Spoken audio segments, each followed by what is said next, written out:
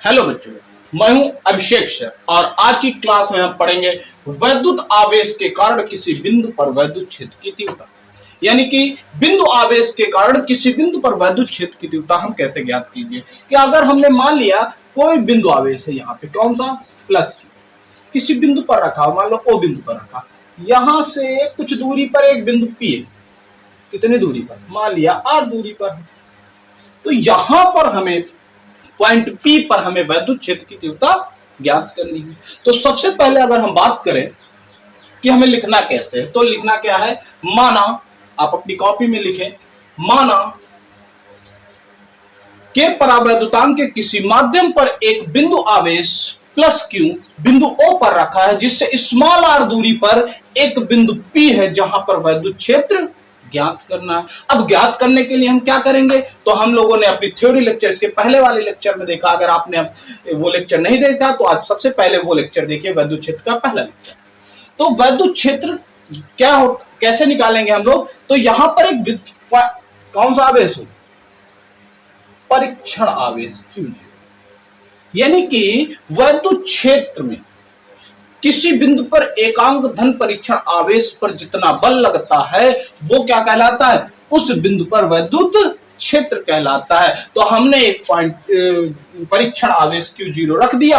अब इस पर लगने वाला बल ज्ञात कर ले, उसके बाद हम लोग वैद्युत क्षेत्र ज्ञात करेंगे। तो सबसे पहले Q0 पर कितना बल लगेगा, तो भैया F इज इक्वल क्या होता है, कूलाम के नियम से अगर हम बात करें 1/4 पाई एप्सिलॉन नॉट, और माध्यम का परावर्तन के है इसलिए हमने के रख दिया Q0 अपान आर स्क्वायर, ये हमें बल मिल गया।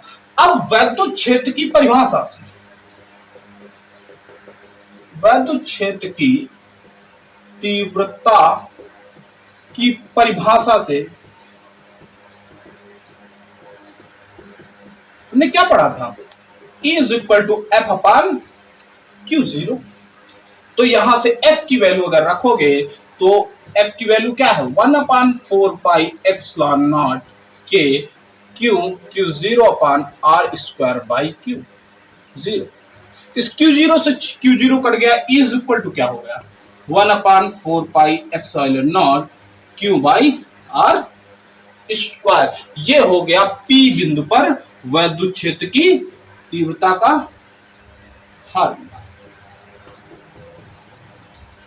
अगर ये वैद्युत क्षेत्र की तीव्रता किसी माध्यम में न रखा हो, माध्यम में न रखा हो कोई आवेश, वायु अथवा निर्वात में, अर्थात वायु अथवा निर्वात के लिए K इज इक्वल टू क्या होता है, 1। K इज इक्वल टू 1 होता है। ये स्पेशल लेक्चर इसके लिए बना हुआ है, माध्यम का परावैद्युतांक, तो वो वीडियो देख लीजिए आप हमारा, माध्यम का परावर्तन कॉन्सेप्ट बाय अभी सर, यूट्यूब में जाके सर्च कीजिए, आपको के का मान एक वायु निर्वात के लिए कैसे होता है सब उसमें बताया गया है। तो K is equal to 1, E is equal to हो जाएगा क्या, 1/4 pi epsilon naught Q by R square newton पर कूलम। अगर हम इसके वेक्टर फॉर्म की बात करें, एक सदिश राशि, तो वेक्टर फॉर्म की अगर हम बात करें, सदिश रूप के वेक्टर फॉर्म की अगर बात करें तो क्या होगा, vector is equal to 1/4 pi epsilon naught Q by R square, फिर उसी कूलाम के नियम की तरह आर कैप।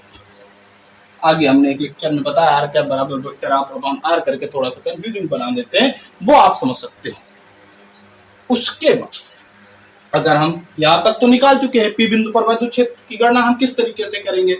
अब यहां से अगर ध्यान से देखें तो E proportional to 1/r square, यानी कि दूरी के वर्ग के व्युत्पन्नपाती है वैद्युत क्षेत्र की, यानी कि बिंदु आवेश के लिए वैद्युत क्षेत्र, किसी बिंदु पर वैद्युत क्षेत्र दूरी के वर्ग के व्युत्पन्नपाती, अर्थात जैसे जैसे दूरी बढ़ती जाएगी वैद्युत क्षेत्र कम होता जाएगा। कहां तक कम होगा भैया, तो दूरी कहां तक हम बढ़ा सकते हैं, इनफाइनाइट तक।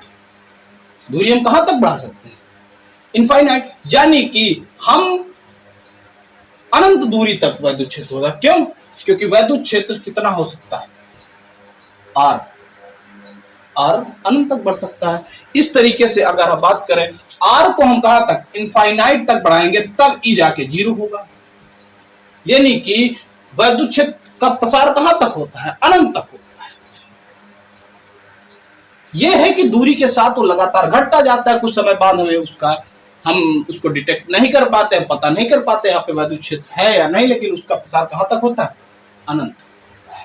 इसके आगे की अगर हम बात करें ई और आर के बीच ग्राफ, तो अगर हम ई और आर के बीच ग्राफ खींचे, बीच ग्राफ, तो भैया ध्यान से देखो, अगर हम दूरी बढ़ाते चले जा रहे हैं तो सबसे पहले जहां पर 0 होगा, कहां पर, आर जहां अनंत होगा वहां पर आर 0, हम अनंत ढूंढ नहीं सकते हैं, तो कहां से शुरुआत करेंगे, कहीं पर होगा जहां पर वैद्युत क्षेत्र बहुत ज्यादा होगा, बहुत कम दूरी।